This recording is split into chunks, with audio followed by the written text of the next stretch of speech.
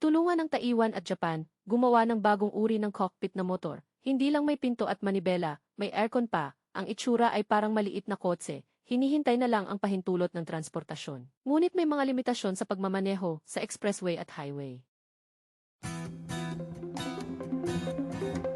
May streamlined na katawan, may windshield, may wiper din, 3 gulong, 2 sa harap, 1 sa likod.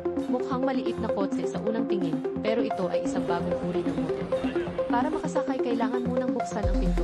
Sa loob, hindi lang manibela, may preno at silinyador sa bandang paa.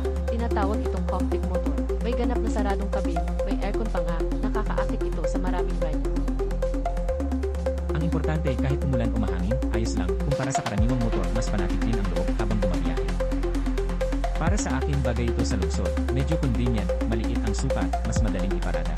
Ang motor na ito ay isang collaborative project ng Taiwan at Japan. Sa ngayon ay natapos na ang draft ng batas, hinihintay na lang ang opisyal na pag-aproba ng Ministry of Transportation and Communications.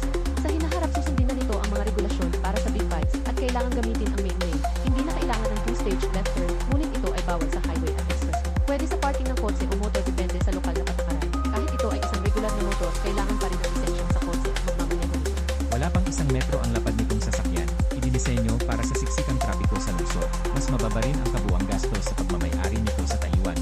Halos kasing ginhawa at kasing convenient na ng kotse.